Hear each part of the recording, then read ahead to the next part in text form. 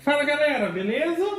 Então agora aqui nessa parte 2 vai ser já a questão na prática, ok? Aqui a gente vai recortar as peças do projetinho que foi criado na parte 1 do vídeo. Quem não viu e quiser ver, o link vai estar na descrição, ok? Lá mostrei toda a questão de o que você tem que pensar no caso desse projeto, obviamente, para desenvolver uma caixinha do tipo de encaixe, parcialmente de encaixe, parcialmente colada. Lá a gente criou o arquivo de corte e inclusive também já teve uma referência se eu quero fazer mais uma cópia dela, qual que seria a melhor alternativa, e isso foi tudo explicado na primeira parte. Então agora aqui vamos colocar para recortar na prática, tá ok? Então a princípio fica o convite também para quem quiser participar do grupo que eu criei no Facebook, que é o grupo CNC em Ação, voltado para assuntos relacionados a CNC Router de uma maneira geral. Quem tiver dica, quem tiver dúvida, posta lá, o pessoal também está sempre ajudando. E também fica o convite, caso já não esteja vendo no canal CNC em Ação, eu também criei um canal CNC em Ação no YouTube para vídeos relacionados com CNC Router, tá? CNC de uma maneira geral. Então vamos lá. Uma vez criado o arquivo de corte, é hora de colocar na prática, tá? Então o que eu tenho já aqui, o que eu já preparei? Então a gente vai colocar o nosso material, e o material obviamente tem que ser de acordo com o projeto que a gente criou lá, tá? Lá a gente criou, por exemplo, dizendo que o material era 6,5 mm. Se eu venho aqui e coloco um de 15, zero na superfície do material, ele não vai atravessar o material e consequentemente não vai recortar a peça. Então eu já coloquei o material na mesa, prendi ele e eu utilizo aqui o sistema mais básico que existe, que é o sistema de fixar o material na mesa de sacrifício por parafuso, tá ok? Existem outros sistemas aí, mas eu gosto de utilizar esse pela facilidade. Fixei o material.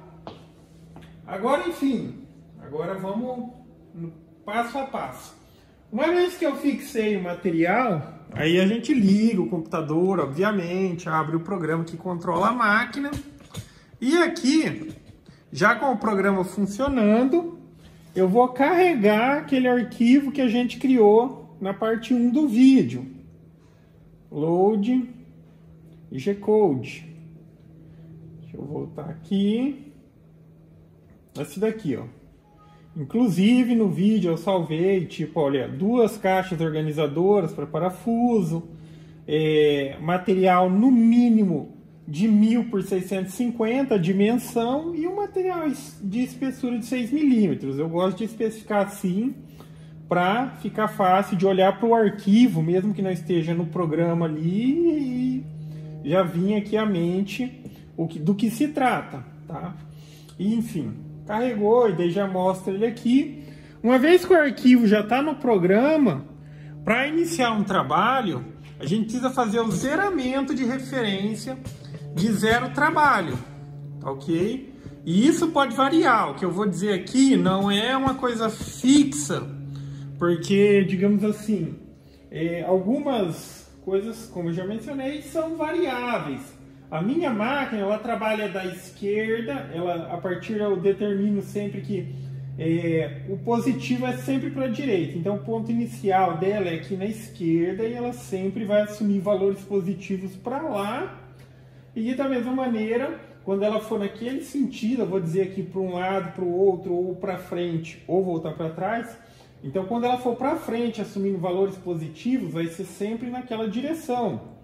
Isso que eu estou mencionando é porque eu posso, através de configuração do programa e tudo mais, mudar onde é o ponto de referência, fazer com que ela trabalhe de lá para cá, de lá do fundo para cá, tá? Só é importante nesse aspecto, eu quero mudar e tudo mais, lembre-se, quando você muda o ponto inicial, o ponto referencial da máquina, onde você inicia o processo, o programa que você projeta os arquivos de corte, ele também tem que estar dizendo, olha, o ponto inicial da máquina é naquele canto, ou é naquele canto, ou é naquele canto. No meu, para quem, da maneira como estava lá no programa que eu desenhei, lá já está ok, tá? Inferior esquerdo. Então a gente traz aqui a máquina, posiciona o material e, óbvio, como a gente quer aproveitar ali o material, a gente vai colocar no cantinho do material. Não é uma obrigatoriedade que eu coloque exatamente o material aqui. Eu poderia posicionar em qualquer lugar da área de trabalho e zerar no comecinho do material e dizer, olha, começa a trabalhar daqui. Tá? A máquina, o programa, ele vai entender o que isso significa e vai trabalhar de lá para lá de acordo com o que foi projetado. Então a gente especifica o ponto 00 e zera ali no programa. Aí outro ponto importante é a altura do Z. Existem duas possibilidades de trabalhar na questão da altura do Z. Você pode zerar sempre sobre a superfície do material ou sobre a superfície da mesa, tá? Ou seja, onde o material está posicionado em cima. Cada uma das situações tem as suas vantagens lá e tudo mais. Talvez uma situação seja melhor que a outra, mas de uma maneira geral, acho que a maioria acaba trabalhando pela facilidade, zerando na superfície do material. De maneira convencional ou de maneira manual, eu desceria a fresa até ela ficar exatamente tocando no material ali o mais rente possível e vou lá no programa e zero. Só que aqui, enfim, está instalado um probe. Esse probe aqui nada mais faz do que esse zeramento, ele vai fazer de forma automática. A gente coloca ele aqui, vai dar o comando lá no computador, ele vai descer com a fresa, na hora que ela tocar no probe, ele vai calcular a diferença que foi colocada lá e tal, e vai entender onde é o zero aqui do material para ter a referência depois no corte e de fato cortar o material. Tá? Eu já vou posicionar. Então o probe, ele basicamente funciona a partir do fechamento de contato ali. Então a gente sempre prende a garrinha na fresa, a fresa é metálica, seria o mesmo que a garrinha estivesse tocando também no probe. Na hora que encosta, ele entende o contato e faz todos os ajustes e zera a altura do Z. Aqui no programa eu já zerei o X e o Y. Vamos supor que não tivesse zerado, eu movimentei a máquina e tal. Daí eu venho e zero aqui, ó. Só clicar aqui que ele já vai zerar. Aí fica a altura do Z. A altura do Z ainda vai ser feito ali o zeramento. Como está com o recurso que eu acabei de mencionar, eu clico aqui ó, em Auto to Zero e dou um OK. Na hora que eu dou OK, ele já vai começar a descer o Z devagarzinho até tocar no probe. Aí ele zera de forma automática. Na verdade, ele não zera aqui, ele vai subir, né? Porque foi uma programação que fez, mas ele sobe e ele tem a referência da onde é o zero, tá? Nessa hora de fazer o zeramento aqui, se você quiser colocar um delayzinho, por exemplo, eu vou colocar um delay aqui de uns 8 segundos. Na hora que eu der o OK, daqui 8 segundos ele vai começar a iniciar o processo de busca do probe. Ok? Eu vou fazer isso para dar para gravar certinho ali. Ó, vou dar OK. Aí já está contando.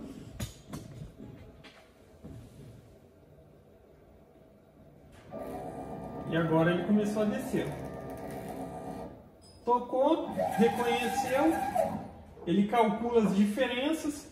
Nesse caso, enfim, esse recuo que ele dá, isso daí é programável. Eu coloquei, olha, depois que tocar, você vai lá para a altura de 50 milímetros, ok? Uma vez que eu tenho todas as referências, zerado X, zerado Y, zerado Z, aí eu vou lá no programa e vou dar um start para a máquina começar a trabalhar e ela vai começar a recortar as peças que a gente desenhou anteriormente. Aí eu vou deixar ela executando aí, depois se ficar muito longo eu acelero o vídeo e a gente continua depois que ela recortar as peças. Lembrando, vai ser passada única, eu estou utilizando a fresinha de 2 milímetros. Eu vou trabalhar com uma velocidade de avanço aqui na máquina de 850 milímetros. Essa máquina ela tem capacidade, pela espessura do material aqui, de cortar tranquilamente a uns 1.500, 1.800, 2.000 milímetros em passada única, sem problema. Mas quando você trabalha um pouquinho mais devagar, você melhora a precisão do corte também. Quando a gente está falando de madeira e tudo mais, melhora, tá? Então, enfim, vamos lá. Vou iniciar o processo.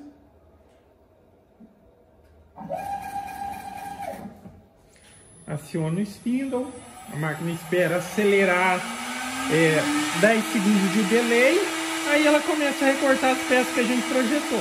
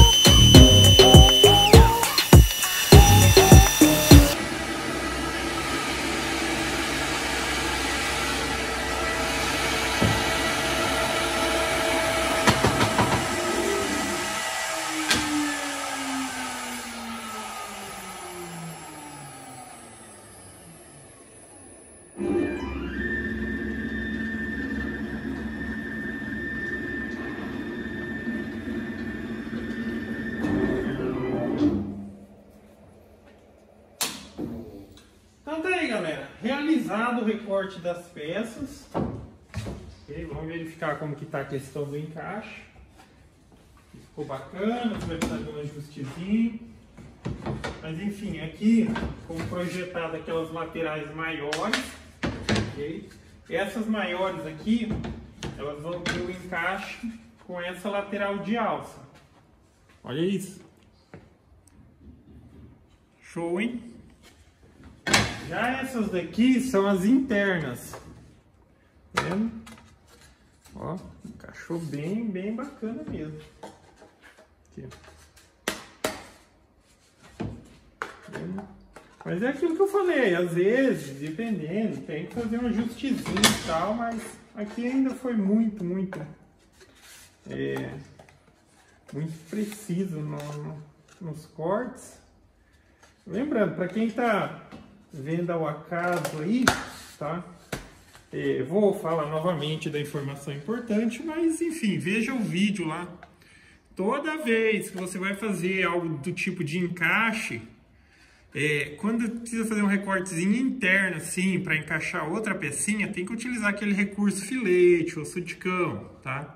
Ela dá uma entradinha, mesmo que ela dá uma entradinha, observa que não fica aquela marca da entrada, mas isso já possibilita o encaixe perfeito, tá vendo? Porque se ficar redondinho por conta dos cantos da fresa, se você só faz o retângulo, recorta, fica redondinho, não dá encaixe. Aí a parte externa, se tivesse esse problema aqui, ó, de ficar meio que arredondadinho aqui assim, não seria um problema ou não teria grande dificuldade de se fazer esse processo. Na parte interna, sim, tá? Se precisar tirar essa diferencinha da parte interna, aí é um pouquinho mais trabalhoso. Agora, enfim, para quem tem uma micro retífica também, poderia colocar uma fresinha e dar uma entradinha nos cantos para desgastar ele.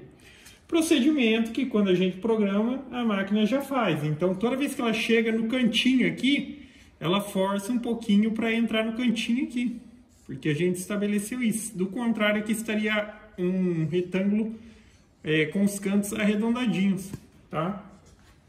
Então, enfim, aí eu vou só recortar na máquina lá na serra e para concluir o vídeo, vamos ver o resultado final já dela montada. Lembrando que aqui são partes de encaixe, Eu vou colar também, que eu quero que essa caixinha ela fique bem resistente, aqui vai receber parafusos. E o fundo aqui, ele vai ser liso e vai ser colado, ok? Então, vamos lá. Então tá aí, galera, para concluir o vídeo, o resultado final, tá? As duas caixinhas já montadas. O que eu fiz, enfim, depois de colar o fundo aqui, colei o fundo, colei as laterais aqui, eu passei na tupia com a fresinha de canto redondo para deixar arredondadinha essa parte de trás e esse cantinho aqui, ó, tá? E depois passei uma lixinha. Aqui tá uma adicional, eu tenho mais um pouco de parafuso ali, eu vou colocar, mas enfim, aqui já uma caixinha com parafuso, tá? E nesse caso feito com 6 milímetros já é uma espessura aqui, digamos assim, comporta, já que tá pesadinho aqui, viu? Pesadinho. Comporta essas medidas. Aí aqui eu tenho parafuso 16, 25, 30 e 35. E aqui vai o 40, o 45 e o 50, ok? Então fica aí também a referência. O projetinho, assim que possível, eu disponibilizo no site. Eu vou disponibilizar, vou deixar o link aí. Mas, para quem quiser verificar lá, eu vou deixar no site feitodemadeira.com.br. Na aba Galerias, aí tem uns projetinhos lá que estão disponíveis para download, ok? Mas sempre que possível, e, enfim, se não viu, veja a primeira parte. Lá eu mostro todo o processo, as considerações que você tem que fazer, como é a melhor alternativa para criar os arquivos de corte. Que assim, essa daqui, nessas medidas, atende à minha necessidade. Olha, para mim aqui ficaria bom, é um tamanho que você consegue colocar a mão aqui, porque às vezes dá para fazer pequenininho e caber os parafusos da água. Depois fica ruim para manusear os parafusos aqui dentro e tudo mais.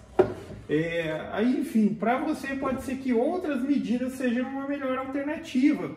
fazer a lateral maior, a lateral menor, fazer mais comprida, fazer ela mais comprida, fazer ela mais larga, fazer mais estreitinha, tá? Enfim, uma vez que você aprende a projetar, você, digamos assim, não fica dependente de encontrar o que você precisa, tá? Você faz exatamente como você quer. Então, basicamente é isso, galera. Então, gostou do vídeo? Dá um joinha, inscreve no canal, que em breve estarei postando mais vídeos. Falou!